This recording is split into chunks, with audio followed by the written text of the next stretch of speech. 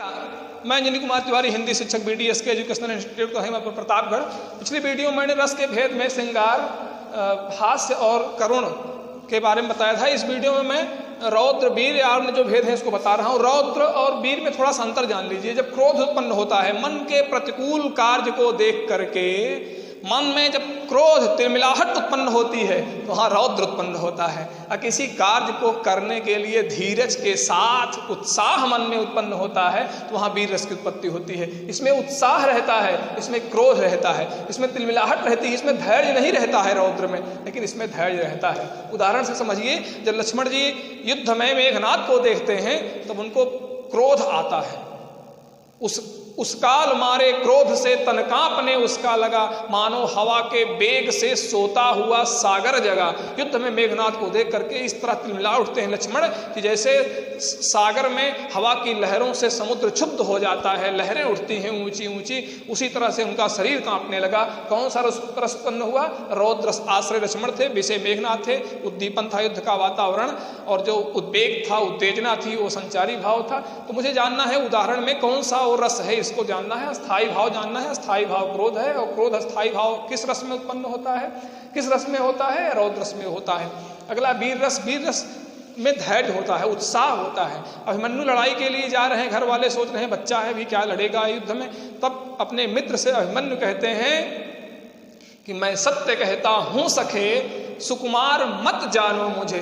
मैं सत्य कहता हूं सखे, सुकुमार मत जानो मुझे, यमराज से भी युद्ध में प्रस्तुत सदा मानो मुझे। जब अपने कर्तव्य के पथ पर वीर अभिमन्यु युद्ध के लिए निकलता है तब वो पूरे उत्साह के साथ निकलता है, तो वहाँ उत्साह स्थायी भाव है। कौन सा रस उत्पन्न हुआ है? वीर रस उत्पन्न हुआ है। इसमें धैर्य रहता है और इसमें धैर्य नहीं रहता है। ध्यान देंगे, इसमें दोनों में अंतर है, नहीं भ्रमित हो जाएंगे बच्चे। रौद्र के स्थान पर वीर लिख देंगे, वीर के स्थान पर रौद्र लिख देंगे। अगला है भयानक रस। जब भय उत्पन्न हो, भयावह दृश्य को देख करके मन में जब भय नामक अस्थाई भाव उद्दीप्त होता है तब भयानक रस होता है। जंगल जा रहे हो, पहले से मन में अस्थाई भाव है। अस्थाई भाव, कोई काम करने जा रहे हो तो पहले अस्थाई भाव मन में रहेगा।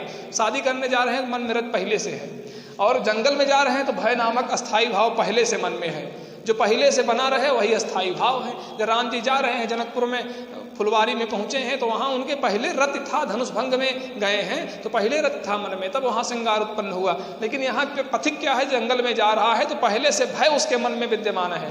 ये भय अस्थाई भाव है। एक और अजगर है लख, एक और मृगराय, अब बिकल बटोही बीच में पर्यो मूर्छा खाए।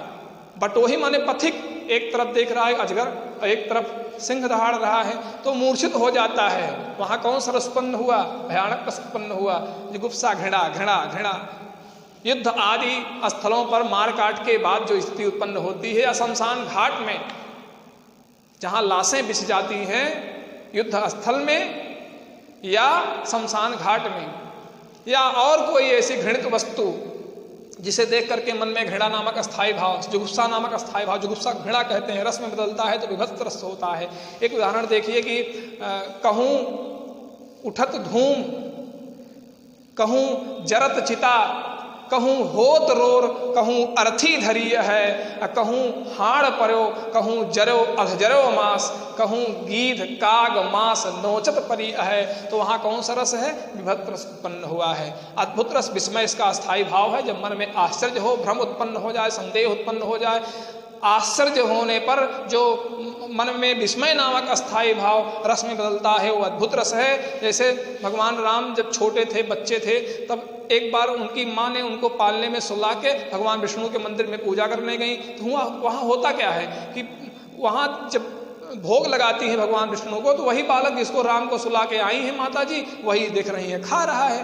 तो यहाँ वहाँ दुई बालक देखा, मति भ्रम मोर कि आन विशेखा। कौशल्या भ्रमित हो जाती हैं, दोनों में अंतर समझने लगती हैं। वहाँ कौन सा रस उत्पन्न होता है? अद्भुत रस उत्पन्न होता है। शांत, जब मन एकदम शांत हो जाए, मोह माया राग द्वेष छल कपट प्रपंच से मुक्त हो जाए, चंचलता मन की शांत हो जाए, भगवान राम के या अपने इष्ट के चरणों में प्रेम उत्पन्न हो जाए, तो वहाँ शांत रस, इसको भक्ति रस भी कहते हैं कि राम नाम मणि दीप धरि जीह डेहरी द्वार, तुलसी भीतर बाहर्यो जो चाहस उजियार। वहाँ शांत रस की उत्पत्ति होती है, इसका स्थायी भाव निर्वेद है। जब मन शांत हो जाता है, सारी कामनाओं को जीत करके वो जितेंद्रिय व्यक्ति जब भगवान के शरण में जाता है तो वहाँ शांत रस की उत्पत्ति होती है। वात्सल्य, वात्सल्य जो संतान का प्रेम है, माता पिता के अंतःकरण में जब अपने बच्चे के प्रति प्रेम जागृत होता है तब वह क्या हो जाता है, वात्सल्य। और कई उदाहरण हैं, बहुत से उदाहरण है।